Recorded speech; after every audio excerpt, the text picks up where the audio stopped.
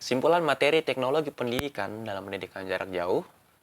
Yang pertama, sejarah mencatat bahwa berbagai media dari yang sederhana sampai yang modern telah digunakan pada pembelajaran, seperti media cetak, radio, dan audio visual pada awal tahun 1900-an. Lalu, pada tahun 1990, seiring perkembangan komputer, mengantarkan munculnya e-learning dan online sebagai pembelajaran berbasis internet. Konsep teknologi pembelajaran pada tahun 1970 berubah menjadi teknologi pendidikan pada tahun 2018. Konsep dasar pendidikan jarak jauh berkembang dan berubah dari waktu ke waktu, yang diiringi dengan berbagai macam definisinya. Hal ini menyebabkan para pakar mendeskripsikan ciri pokok PJJ. 1. Keterpisahan jarak antara orang yang belajar dengan sumber belajar, termasuk pengajar. Kedua, penggunaan media menjadi penghubung keterpisahan jarak. Yang ketiga, tatap muka dengan frekuensi yang terbatas. Keempat, peserta didik dapat belajar di mana saja, kapan saja dengan media yang dapat diakses olehnya. Kelima, strategi pembelajaran PJJ berbeda dengan tatap muka. Keenam, PJJ melahirkan keahlian dalam sistem pembelajaran. Terakhir, pengelolaan PJJ sama dengan industri, di mana produksi massal, namun penggunaannya bersifat individu. Untuk penyelenggaraan PJJ perlu memperhitungkan 3 faktor, yaitu faktor pendorong terjadinya PJJ, faktor hambatan, kelebihan dan keterbatasan, terakhir, faktor kelebihan pembelajaran online. Berbagai terminologi PJJ menunjukkan beragamnya variasi pendekatan pembelajaran yang digunakan. Terminologi tersebut meliputi online learning, electronic learning, cyber learning, visual learning, sinkronus dan asinkronus, distribute learning, hybrid and blended learning, dan mobile learning.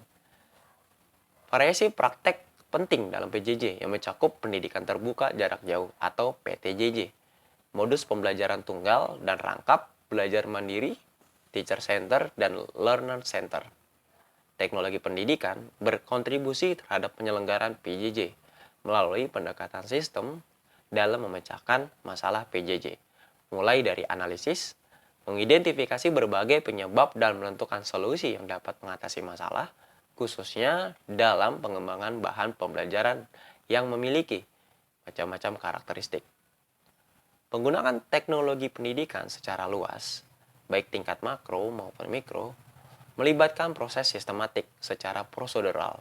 Proses pengembangan sistem pembelajaran dalam teknologi pendidikan digunakan pula dalam PJJ. Aplikasi teknologi pendidikan diterapkan dalam menentukan model peluncuran PJJ yang diidentifikasi 5 macam model, yaitu peluncuran konvensional, peluncuran berbasis komputer, peluncuran berbasis internet dan intranet, peluncuran blended learning, peluncuran internship dan mentoring, pemilihan model disesuaikan dengan karakteristik peserta didik, dan setting lingkungan pembelajaran yang tersedia. Penggunaan desain pembelajaran dalam pengembangan bahan pembelajaran PJJ yang dapat dipelajari oleh peserta didik secara mandiri dengan mengadaptasi model dan sistem instruksional sistem oleh Dick and Carey.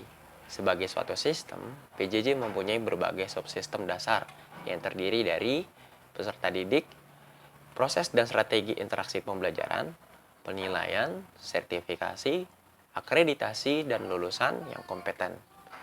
Manajemen bahan pembelajaran terdiri dari persiapan pengembangan reproduksi dan distribusi. Aplikasi teknologi pendidikan dan PJJ pada masa mendatang akan berbaur dalam berbagai fungsi pendidikan. Untuk memenuhi kebutuhan peserta didik dan variasi akses internet, maka bahan pelajaran perlu dibuat bervariasi, yaitu konvensional, blended, dan fully online.